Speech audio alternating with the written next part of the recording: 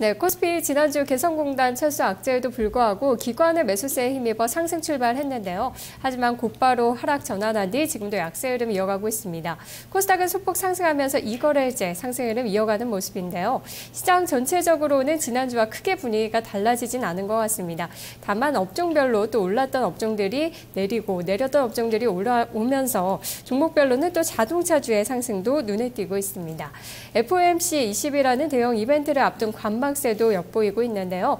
이럴 때 투자클럽 8인의 전문가는 어떤 전략 제시하고 있을까요? 함께 확인해 보시죠.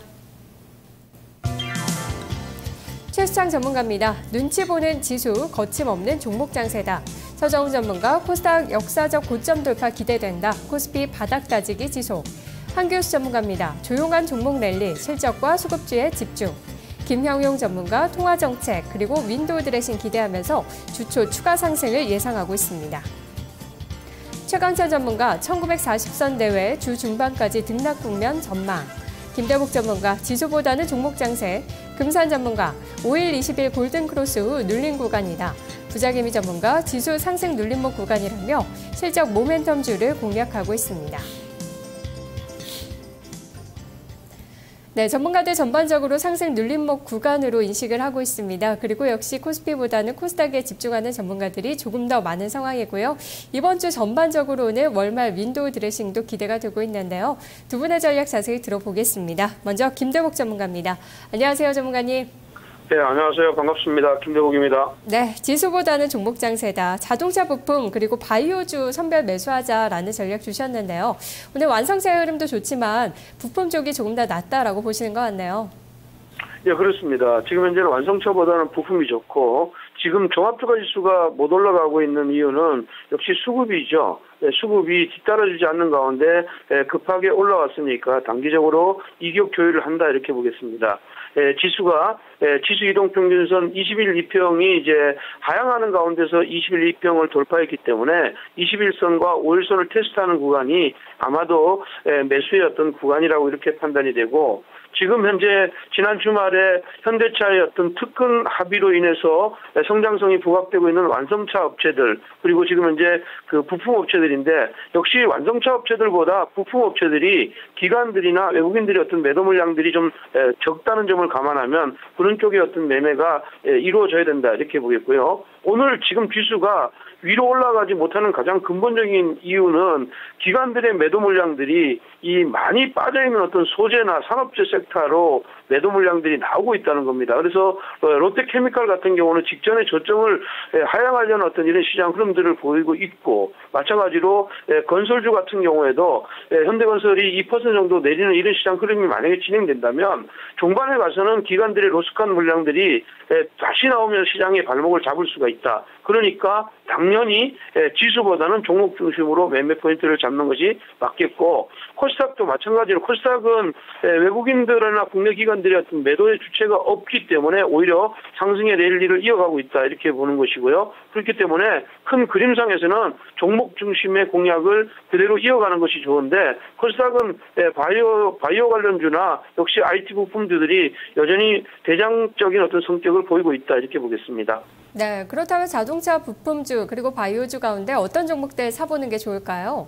예, 자동차 부품 같은 경우는 그냥 메가 트렌드를 가지고 있는 종목은 한 이하라고 볼 수가 있고요. 오늘의 시장 흐름에서 성장성이 돋보이고 위로 변화를 주고 있는 종목은 송화이텍과 화신이다 이렇게 보겠고요.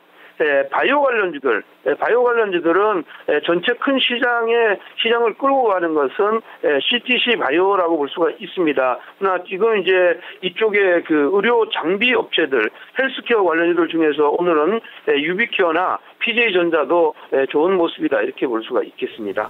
네, 전문가님 말씀 고맙습니다. 네, 고맙습니다. 김대복 전문가와 함께했습니다. 역시 지수보다는 종목을 보자. 그 가운데서 자동차 부품주, 바이오주 공략법을 제시했는데요. 현대모비스는 실적이 예상보다 좋지 않게 나오면서 주가가 거의 3% 가까이 빠지고 있지만 다른 부품 쪽은 괜찮습니다. 한일유아나 성화이텍 말씀해 주셨고요. 바이오주들도 추세가 꺾이지 않는 모습인데요. CTC 바이오 등 눈여겨보시면 좋을 것 같습니다. 다음은 한교수 전문가 만나보겠습니다. 안녕하세요. 예, 안녕하십니까. 교수입니다. 네, 조용한 종목 랠리다 실적 수급주에 집중하자라고 하셨는데요. 특별한 호재나 악재 없이 지난주에 분위기가 좀 이어지고 있습니다. 어떤 전략 필요할까요? 예, 그렇습니다. 최근에 여러분들께 이제 일괄되게 강조를 드렸던 부분들은 거래소 시장의 1900선에서 저점을 찍고 이제 단기적인 하락에 대한 이제 불안감은 진정이 됐습니다. 문제는 상방으로 올라갈 만한 상승 모멘텀 자체가 없다 보니까 거래소 시장에서는 뭐 큰 반등을 기대하기는 굉장히 어렵습니다. 그래서 거래소 시장은 대체적으로 지수는 이제 박스권 혼주 장세를 중심으로 한 혼주 장세가 나올 가능성이 높은데요. 반면에 이제 코스닥 시장은 거래소 시장이 안정된 상태에서 기관과 외국인들의 수급에 의해서 이제 장세가 움직이고 있는데 그동안 외국인과 기관 투자들이 코스닥 시장에서 코스닥 종목을 상당히 긴 시간 동안 지속적으로 매수를 해온 부분을 감안할 때 앞으로 기관과 외국인들의 코스닥 종목에 대한 매수는 좀 더 진행될 가능성이 높습니다. 따라서 거래소 폭락에 대한 우려감은 없이 거래소가 안정된 상태에서 코스닥 종목들의 선별적인 반등장은 지속될 가능성이 높기 때문에 오늘 단기적으로 코스닥 시장이 장중 내내 출렁거리고 있습니다만 이 출렁거림을 이용해서 저는 실적도 지금 코스닥 종목들은 기본적으로 펀더멘탈, 그러니까 실적과 성장성, 수급, 그다음에 차트 모두가 다 받쳐주고 있죠. 그래서 일단 철저하게 실적과 성장성이 있는 그런 어떤 기관 외국인들의 수급이 살아있는 중소형주 코스닥 종목으로 접근하는 전략이 지금은 아직도 맞다 이렇게 말씀드리겠습니다. 네, 그런 종목들 무엇이 있는지가 중요할 것 같은데요. 어떤 종목 보세요? 네, 그렇습니다. 지금 현재 종목들은 업종별로 보게 되면은 가장 중요한 부분들은 이제 IT 부품주가 될 겁니다. 스마트폰과 관련된 IT 부품주가 가장 확실한 실적주로 부각이 되고 있고요. 그다음에 바이오 관련주들이 그 뒤를 따라가는 대표적인 실적주라고 보시면 됩니다. 지금 SK 셀트리온의 악재가 이제 단기적으로 주가에 충분히 이제 반영이 됐기 때문에 다른 바이오주들이 서서히 이제 하락세가 멈추고 점진적인 어떤 반등을 시도할 가능성이 좀 높다고 봅니다. 그래서 바이오주들과 그리고 이제 의료 장비 관련주들 그리고 또 이제 IT 부품주들 그런 종목으로 보시면 좋겠는데요. 대표적으로 지난주에 제가 말씀드렸던 종목 중에 뷰옥스 같은 종목들 여러분께 언급을 드리고 있는데 그런 이제 의류 장비 업체들 이렇게 이제 수급이 살아있는 이런 종목에 대한 관심은 아직도 필요하겠고요. 저가권의 SK 브로드밴드 같은 이러한 대표적인 실적 턴어라운드 관련주들 있죠. 가격대는 비록 낮습니다만 실적 턴어라운드가 가능한 이런 종목에 대해서도 여러분들이 지속적으로 좀 관심을 가질 만한 종목이 아닌가 이렇게 판단을 드리겠습니다. 네, 전문가님 아주 고맙습니다. 네, 고맙습니다. SK 브로드밴드 한때는 참 힘들었지만 그래도 실적 턴어라운드 기대가 되고 있는데요. 뷰옥스도 흐름 좋습니다. 4%대로 오르고 있네요. 전문가들 의견이 좀 겹치는 부분이 많죠. IT 부품이나 바이오 쪽으로 많이 보고 있습니다. 두 분의 투자 전략 확인해봤습니다. 투자 전략 나우였습니다.